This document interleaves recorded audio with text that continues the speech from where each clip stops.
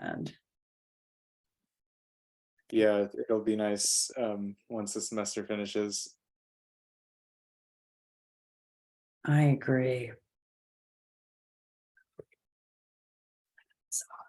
Okay, so we'll wait another minute or two to see if more people join, but I thought at least I would introduce myself and then everyone could go around and briefly introduce yourself. So I'm recording this meeting on behalf of Rich Kamens as well, who unfortunately couldn't join us today because he was sick. But he's the leader and director of the field site in sustainable energy and environment in Thailand. And I am an alumni of the Thai field site, and I'm also a professor in environmental science and engineering and the E3P program. So my name is Noah Kittner. I teach a class on sustainable energy systems. Some of you may have taken that, and also energy modeling for environment and public health. So those are all great classes as well, and I would encourage you to think about taking that in the future. So we can maybe just start, and I can call on people, and then you can just say your name and your year, your major, and something why you're interested in the Thailand field site. So how about Cameron? Um, yeah, my name is Cameron, and I'm an environmental science major and currently on the quantitative energy systems track, but I'm not sure if I'll stick with that. And I'm interested in the Thailand field site because I'm interested in renewable energy, and I think this is a great place to go and see another part of the world and also learn about renewable energy. Great, thanks. Margot? Yeah, cool. Nice to meet you, Cameron. My name is Margot. I'm a sophomore and I'm majoring in environmental health. Right now, I'm really interested in offshore wind opportunities and uh, disaster mitigation. So I think Thailand could be a really interesting opportunity for those areas of interest. Great. Tommaso?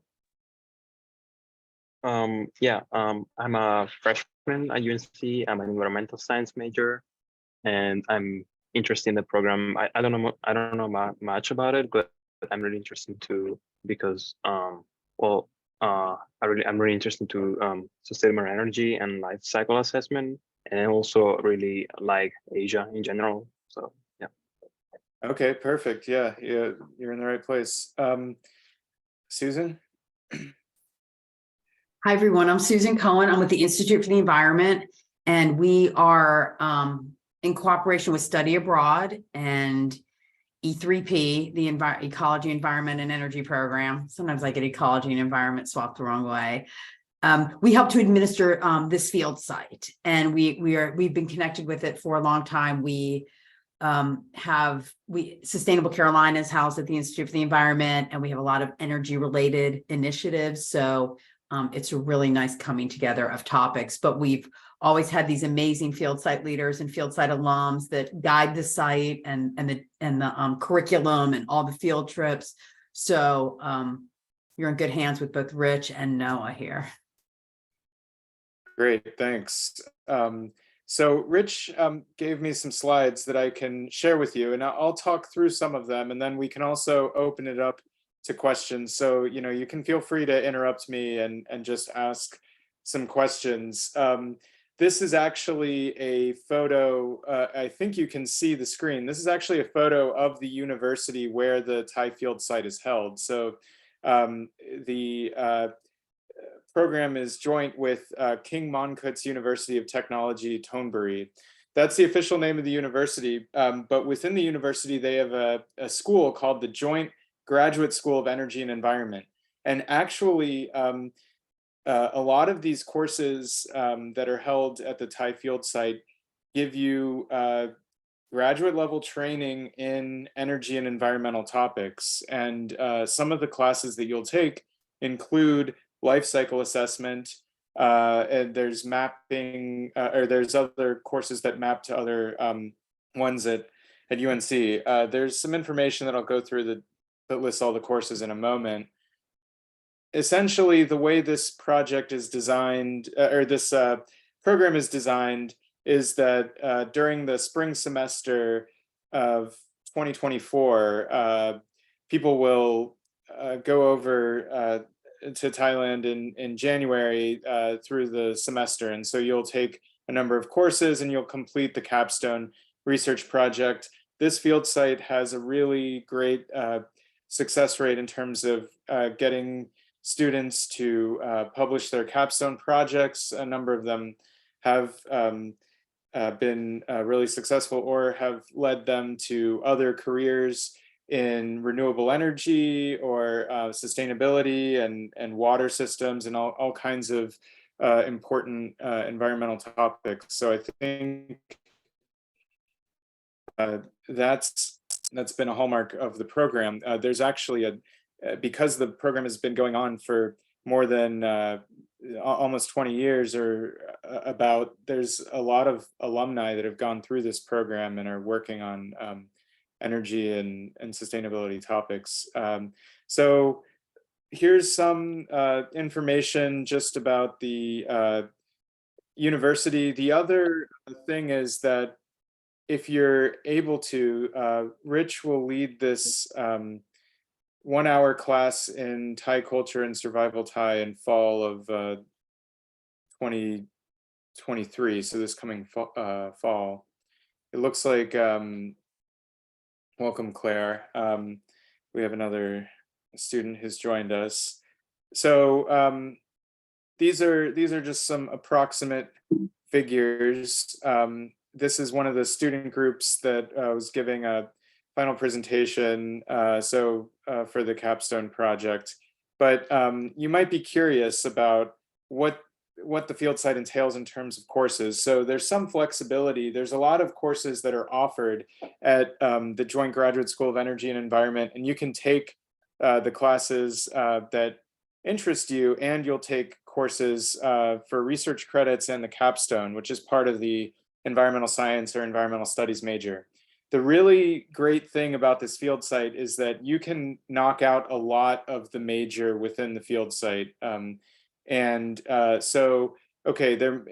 there might only be 15 or 16 credits available. So that might need to be edited. But in any case, you can select a few different elective courses, and then you'll take the capstone project and some other credits. And here, there's some of the courses are taught by UNC faculty like Rich Kamens, who teaches the environmental chemistry course. There's also an adjunct professor, Shabir Giwala, who is based in Thailand, but he's an adjunct faculty member in the Department of Environmental Sciences and Engineering at UNC in the School of Public Health. And he teaches a really fantastic course on life cycle assessment. Students really always enjoy that course and get a lot out of it. And it's actually complementary to the one that Dr. Van Doren teaches here on campus. So a lot of students have reported that they've gotten a lot out of both of those courses if you've by chance taken Dr. Van Doren's class. And if you haven't, then it's also a great opportunity to take a class in life cycle assessment, which is a really helpful tool that helps evaluate the greenhouse gas footprint of different products or services. It can be used for carbon footprinting. You can also use it for water footprinting and all kinds of different applications. So it's really a helpful course. And then there's really a number of other topics you could go into. There's a course on energy in buildings, renewable energy technologies, energy system analysis, and environmental risk assessment, GIS and remote sensing. So you can select from those classes. There's a lot of possibilities for different research projects or the capstone project. I think that these are just a few ideas for this coming year, and students have the option to form capstone teams in groups around topics that are really interesting to them. So some of them include energy storage systems. Hydrogen has gotten a lot of attention in the US from the Inflation Reduction Act, but there's also a lot of innovative projects happening in Thailand and other parts of the world. Looking at the copper requirements for a sustainable energy system is potentially an area. Students have done projects in the past on carbon sequestration, and that's also of interest. These are a few other topics of interest, potentially looking at microplastics or reducing plastic waste in oceans. All of the courses that are taught at the field site provide a baseline skill set to be able to work on the capstone project, which is required for all environmental science and studies majors, and is a really great opportunity to work with a team on a project and think really deeply about something that you may not have done as much in just one class. So these are really the highlights. When I was a student, I did a capstone project comparing the environmental impact of thin film versus single crystalline solar PV cells. And this was before there was really a lot of I mean, now there's not as much debate about what type of solar cell will dominate for rooftops, but a while ago, there was a lot of questions. This was actually even before a company called Cylindra, and some of you may have heard of it, or some of you may not have. But this was a company that received almost $500 million loan for thin film solar, and there was a lot of debate about whether that would be the dominant solar technology of the future. It turns out that most crystalline silicon, most panels are crystalline silicon. That's kind of an aside, but there's a lot of really interesting potential for research projects. So there's a few more slides that I can go through here just about how this field site does a great job preparing students for jobs in environmental consulting, energy, utilities, all kinds of different sectors. And there's a lot of alumni. Some other people have gone on to practice environmental law and have gone to law school afterwards. So there's a really wide range of different jobs and things that people have done afterwards. So I can show you some pictures, and then we can also open it up more to questions. So just for your information, so you'll be based in Bangkok here. This is a map of Thailand, and there are a lot of opportunities for the university is about 45 minutes away from what I would consider the urban center of Bangkok, but it's still fairly urban. But there's the university campus itself is very in a way it has a college feel to it, in that there's a lot of students and a lot of places to eat and hang out and do things, and so that's a nice area. And it's also not so far away from some other interesting places where you can go during that time. So Rich has some photos. This is from a long time ago, so you know, but Bangkok is very urban. There's a lot of large buildings. There's a lot of electric vehicles now. It's a really interesting place. And yeah, I'll just scroll through some of the photos that that's included here, and then people can feel free to jump in with any questions. So this is outside the campus. This is Rich from a long time ago. um, and there's some temples and other things. These are tuk-tuks that are typically run on diesel. What's interesting is that I mean there still are a lot of these tuk-tuks that bring people around from place to place near the field site, but there's actually some electric ones, and I mean, probably more likely you'll be commuting more in these types of vans like you see in the background here.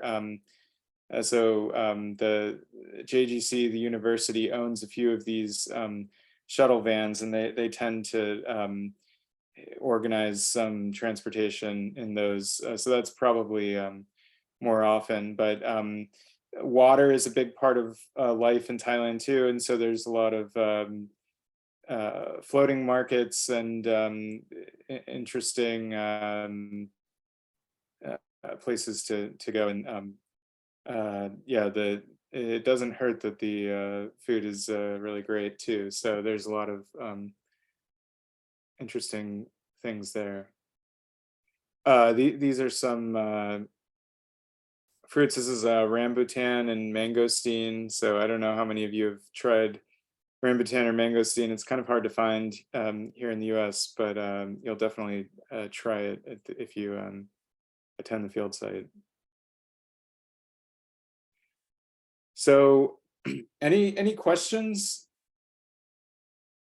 On the study abroad page, it said that it was taught in English and Thai, so I was wondering if the language barrier would affect like my education, or like how well I understood the classes. No, Or are they all the classes are taught in English, and yeah, you'll be able. Many people, almost everyone, speaks English pretty well in the areas where you'll be. So I mean, it's encouraged to learn some Thai, and that will be helpful for ordering food and getting around. But you don't need any to participate in the program, and you would all the classes are in English, and all of the other students that you would interact with at the Thai University. It's an international program in energy and environment.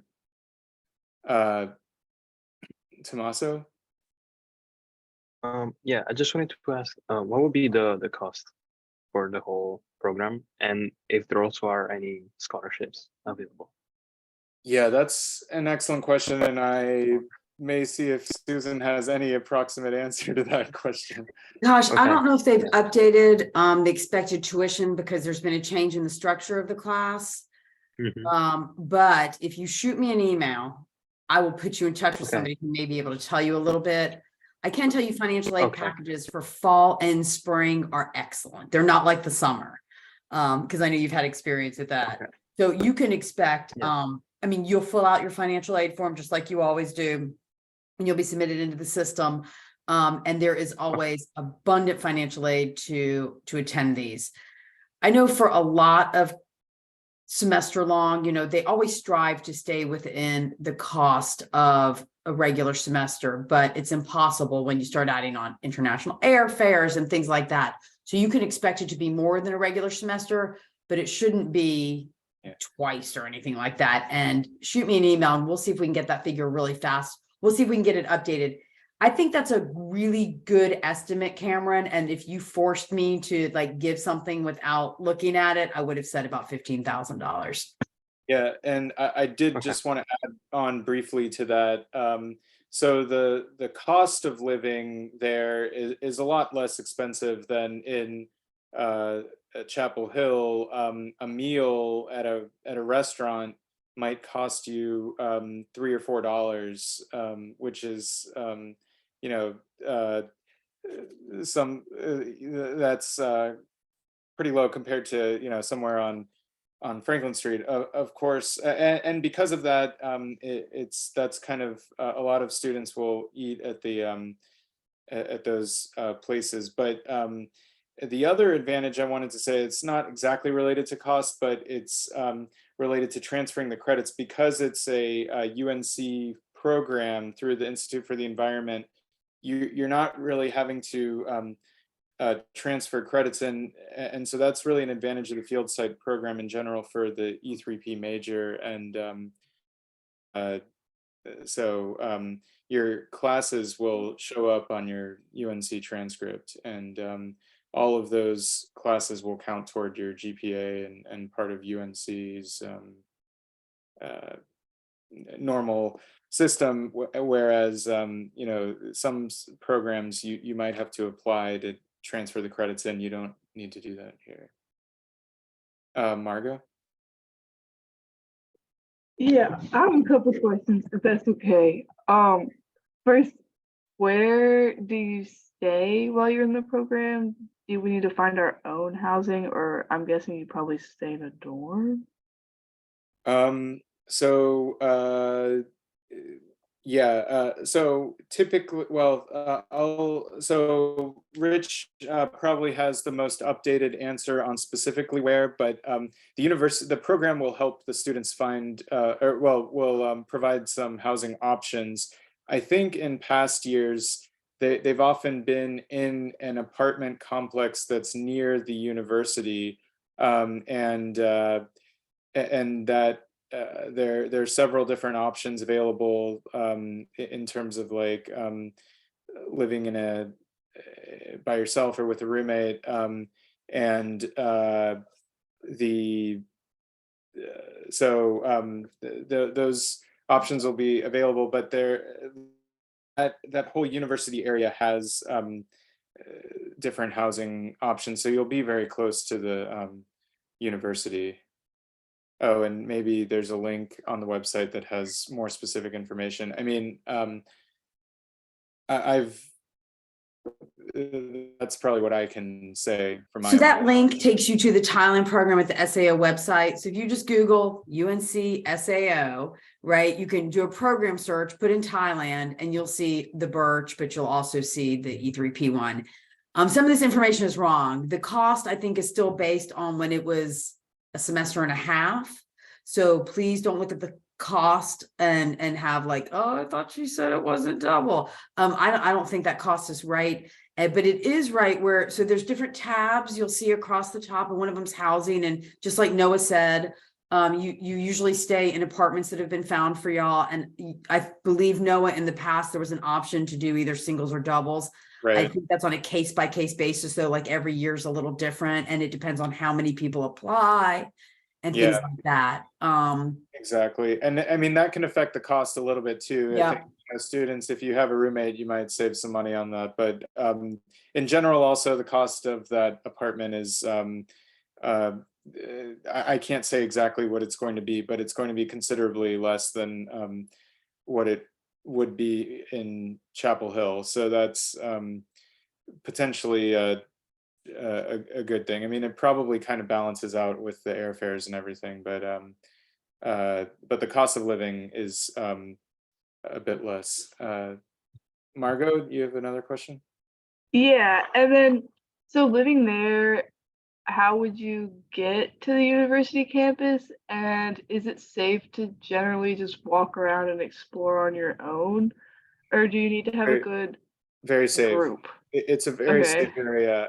It's a mostly college students, but also there's families that I haven't really heard of any incidents, and it's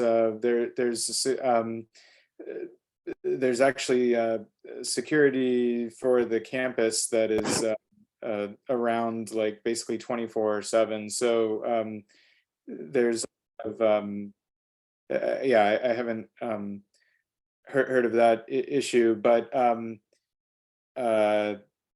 sorry, what was the other part of your question? Oh no, that was pretty much it. Yeah. And then what do people do on the weekends? Well, yeah, so that's a great question too. Oh, and it looks like there was kind of one in the chat. I'll kind of address both of them. That was about excursions throughout the semester. So there are a few field trips that are directly related to some of the classes. in the past. I can't say exactly what will be in the future, but I can give you some examples. So there's an energy and environment class, and in the past they've gone to a geothermal power plant and gone to natural hot springs where near the geothermal resource, gone to solar PV plant. There's a lot of, I think there will be some interesting new ones, groups, and a lot of the field trips or excursions are designed pretty specifically related to the capstone project. So for instance, when capstone groups have studied air pollution in the past, they might have gone to the Thailand greenhouse gas management office and met with some of the people there, or have had the chance to present their research or their capstone projects to different organizations. And I mentioned the geothermal plant, but there's also there was a group in I think it was 2014 that studied a microgrid on an island of Koh Jig, which is in the Gulf of Thailand, and there was not much electricity there, but people were installing this microgrid, and the students actually got to run a simulation model and analysis to help design the microgrid that used battery storage and solar, and they calculated the how much energy, what kind of appliances the microgrid could support, and all kinds of really useful information, and they got to spend a few weeks on that island. So that was one example of a capstone project in the past that had a little bit more in-depth, or got to spend some time outside of the university campus. But so through some of the courses there are also, yeah, I mean, Thailand is very accessible to go to different places. You can go to Chiang Mai. There's that's kind of more a mountainous area. There's a lot of interesting beaches and coral reefs in southern Thailand, and you can get there by bus or by domestic flight or train. Probably bus or domestic flight is more recommended, just because they're a little bit more convenient. But the train, you guys, there's this train Yeah. it goes from northern Thailand all the way through Thailand, all the way through Malaysia to Singapore. Now, you don't have time to do that on the weekend, but there's, I mean, Noah's right. That country is not just Thailand, but the countries around it are so accessible in so many different ways. And the airport in Malaysia is probably one of the biggest international airports in the world. I mean, it's not Heathrow, but its connectivity to Southeast Asia is just, it's remarkable. I mean, Indonesia's right there. It's just, you have access to so many extraordinary places, and, you know, you plan, I think you get spring break, right? I mean, I don't know when it is, but I'm sure you get it's one. true. Yeah, you can take a train to Malaysia, and actually when I was a an undergraduate student, I did that.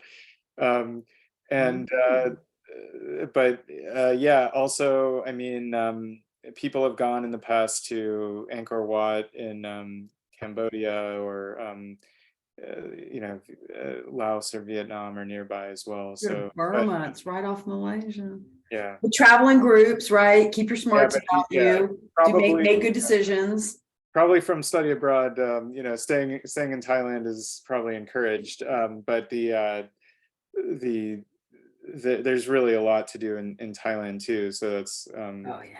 and through the program, there's a lot of connections with some other universities. So the people that will lead the different capstone projects often introduce students to other researchers or colleagues working on that in different parts of the country, depending on your project. We've had there was a capstone project that looked at pollution from hog farms in Thailand, actually, and that was a capstone project. So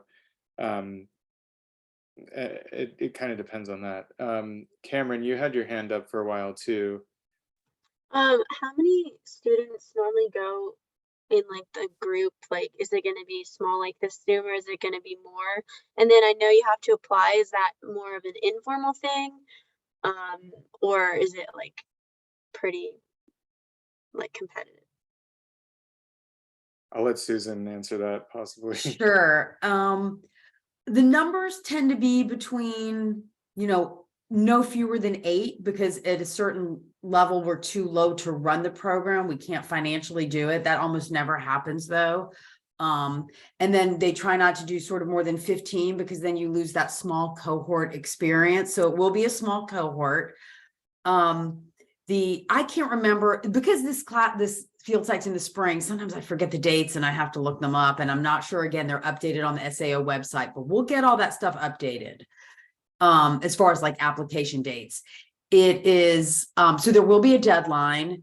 There is a form, you have to go to the SAO website and apply to get into it. And there's a number of ways to get there. You can go through the IE site, you can go through SAO, and there's an application you fill out. There's many questions, but they're not looking for a novel, right? Just a few sentences for each question. And they'll ask you some financial aid questions as well, and scholarship information, things like that. And then it's usually on a rolling basis, as long as you meet the minimum GPA, which I think is 2.0. It's a rolling basis. So it can be competitive just from a number standpoint, because so many people want to go. So everyone's always encouraged to get in early if you're interested. And not wait too long, because then you'll be kicked, you'll be given like first rights for the next year. But if you're a senior and you've waited to do your capstone till spring and you're going to knock it out in Thailand, then you better apply early. Yeah. But yeah, and I mean, also, if you're applying as a first year, second year student, that's definitely encouraged too. So, and there are some advantages actually in some ways of doing a field site earlier than your senior year. Agreed. Thank you guys. I have to go, but I appreciate it. Absolutely. Okay, thanks. I guess I'll try to keep track of Just for the sake of the So we just need to read recording, it Yeah. looks like applications will, admission or applications will be accepted starting August 1st. And that is on that SAO website. So there it is.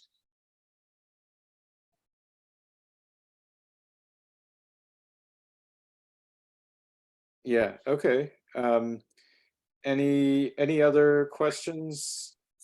Claire and Kate, it looks like you joined. I don't know if you had any questions or. There's a question about prerequisites, and I'll be honest with you, I'm looking on the website.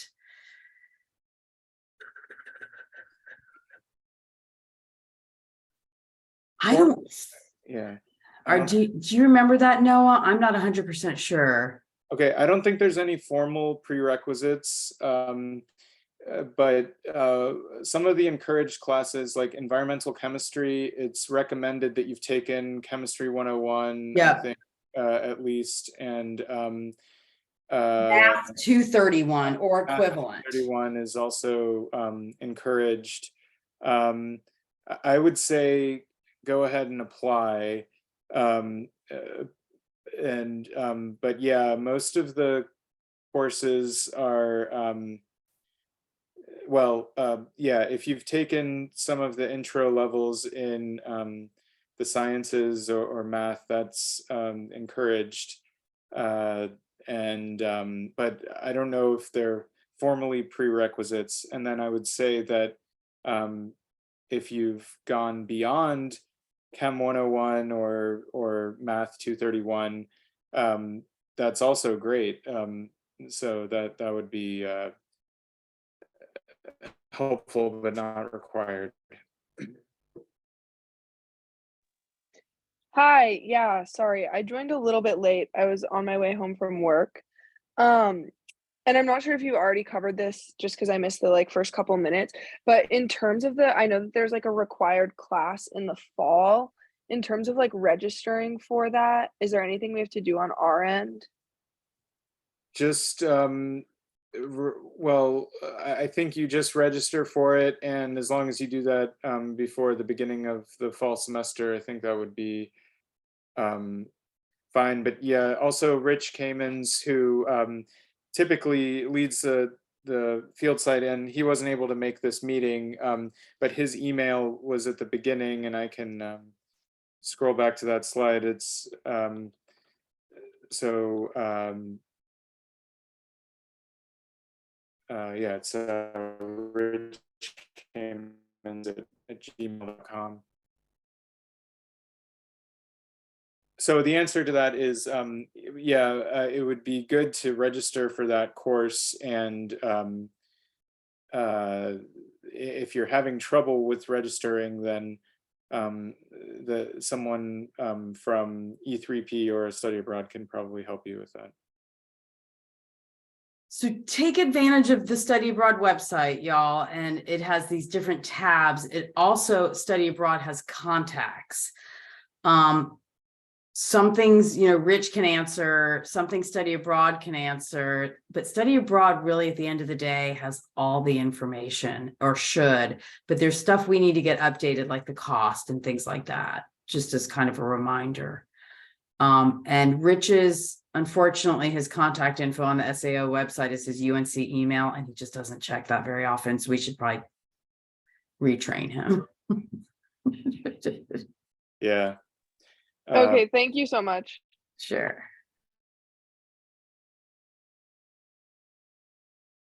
I'm looking through the Great. website. Yeah, Yeah. so it looks like applications begin August 1st. The deadline to apply is September 10th. Yes. Minimum GPA is 2.5. Excuse me, I said 2.0 before, but it's 2.5. So Claire, yes, you can. So in a past world, I was also a former student who was there, so you can feel free to contact me about it. But also, there are probably way more recent students that have had experiences there. So we can talk to Rich about getting a list of some of the recent alumni. I do know a few of them, although I think because the last group to go there was just before COVID, it's probably been enough of a while that I don't know that they're at UNC anymore. But so I can try to remember to talk to Rich about that, and also if you reach out to me, there I'm happy to talk to you about it too.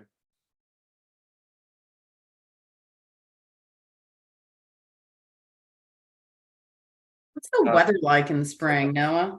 Yeah, okay, so that's a great question. Thanks. So actually the best time to go to Thailand is probably January, because that's when it's still, they say there's 3 seasons of weather. It's hot, hotter, and hottest. But starting in January is still kind of the quote unquote winter time, but it'll be 70 or 80 degrees, and it'll be pretty warm. It'll get hotter and progressively hotter. Actually, April is pretty much like the hottest month to be there. And then typically the rainy season might start in late May or early June. So you might be gone before the rainy season. I'm not sure, but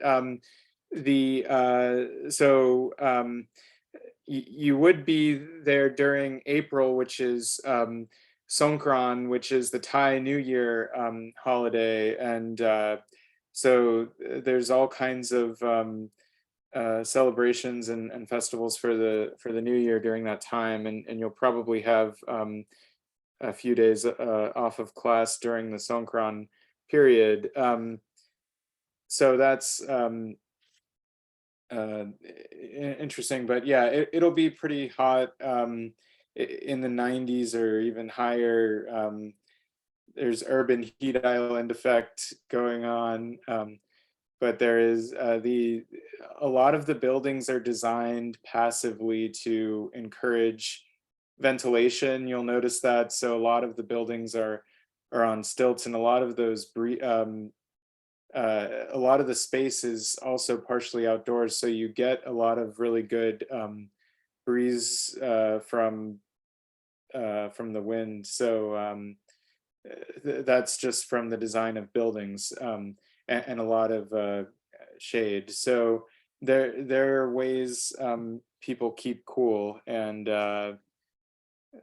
that'll be very different from what you'll find around campus in Chapel Hill. Indeed.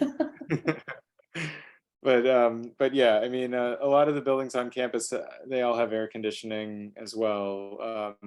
You'll notice that most of them are like room by room units. So rather than having these like central air systems we have here, people are more cognizant and paying attention to turning on or off the air in the different individual rooms that they're in. But yeah, great questions. Any other?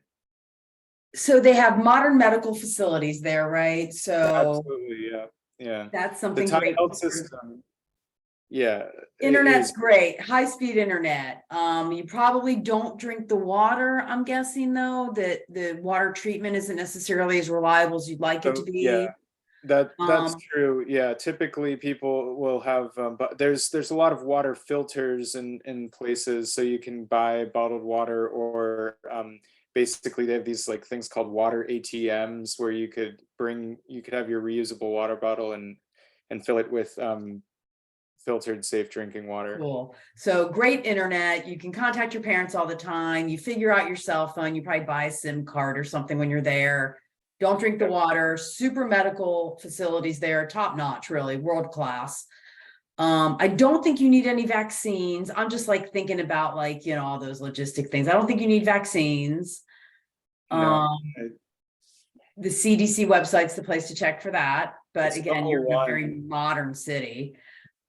I Lots mean, of public transportation. yeah, actually, the transportation is great.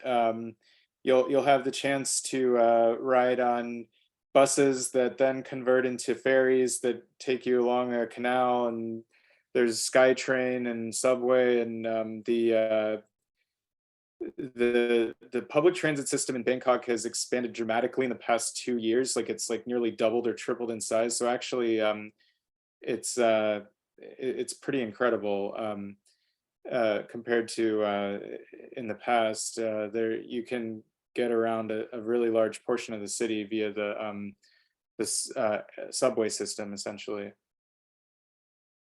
Tons of culture, tons of, I mean, these are old, you know, these aren't 150-year-old cities, right? These are ancient places with lots of history and culture. And so you're really in a fascinating part of the world. There's Chinese influence and Indian influence, and it's a really extraordinary place.